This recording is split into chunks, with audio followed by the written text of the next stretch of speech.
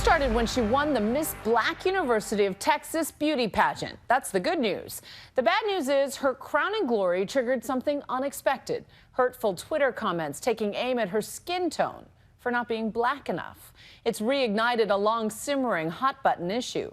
Nightline welcomes ABC's Adrian Bankert. College senior Rachel Mallinson is soaking up every last moment of her senior year at the University of Texas, Austin. I'm so excited. I'm ready to graduate. Tested number 5, Rachel. Earlier this week, the 22-year-old was crowned Miss Black UT. When they announced my name, the first thing I honestly thought was, wow.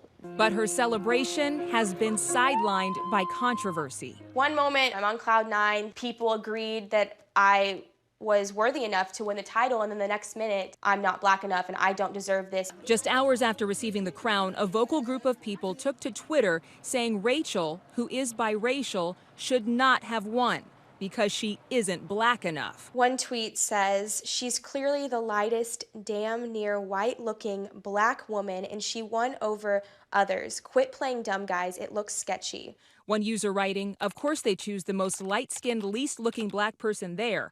Another saying they should have pulled out the brown paper bag test. The pageant, in its 35th year, is hosted by the historically black fraternity Kappa Alpha Psi. Qualification for entry in the scholarship pageant being someone of African American heritage.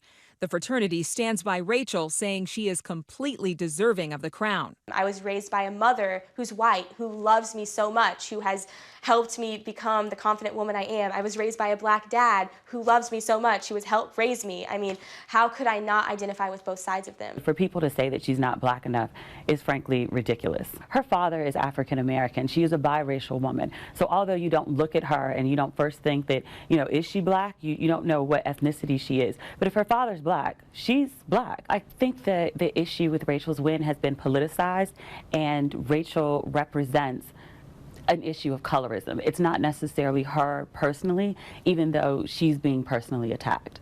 The issue of colorism is explored in depth in the new Netflix series, Dear White People. What if I wanted to join them? Why do people always assume I'm not down? Dear half-white person, you're just not black enough for the union. We spoke to the show's creator, Justin Simeon, about these complex issues. I think having to prove your blackness is a universal thing amongst black people anyway. Wake up to your white privilege, man. I'm black. You don't want to feel like you're participating in this system where the lighter you are, the better you are.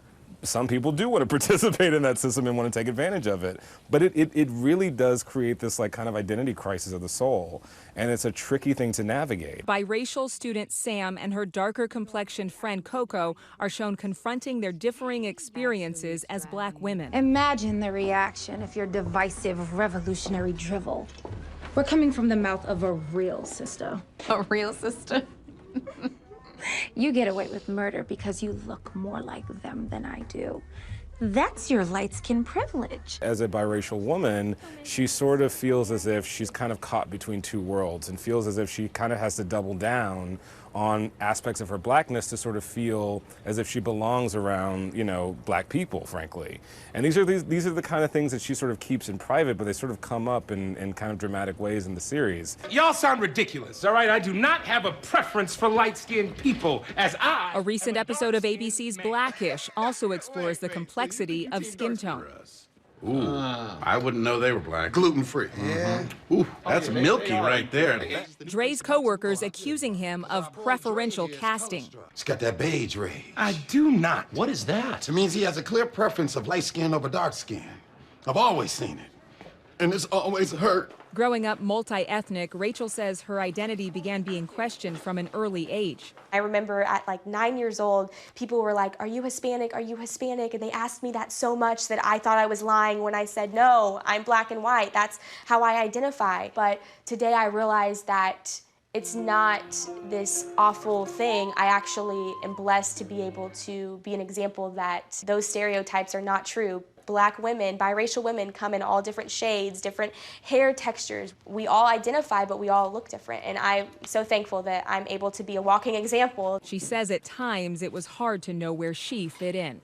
I wouldn't say that I've felt a certain privilege for being white because I feel there comes a greater confusion for me. We live in the society where the lighter you are, the more closer you are to the standards of beauty, you know, European standards of beauty, the better you are in society. So there's this resentment within the community of like, oh, you think you're too good. But the truth is these people are kind of caught in between a rock and a hard place. You're sort of like, you know, playing this line in the middle. In Hollywood, there's been a demand for inclusion, many arguing light-skinned women continue to be shown as the beauty standard, from red carpets to magazine covers. Some publications have come under fire for allegedly lightening celebrities with darker skin tones, from Gabourey Sidibe to Lupita Nyong'o, something that media companies have denied. Give me my money! And on the big screen, the recent biopic Nina came under fire for casting lighter-skinned Zoe Saldana to play a darker-skinned Nina Simone. Until quite recently, a woman who was of darker skin was relegated to a mammy role or a best friend role. She wasn't the center, she wasn't the love interest, and we're just now getting to the point where women like Lupita and Viola are getting center stage. For Rachel, despite the controversy, she hopes she can be a role model to young women in every shade.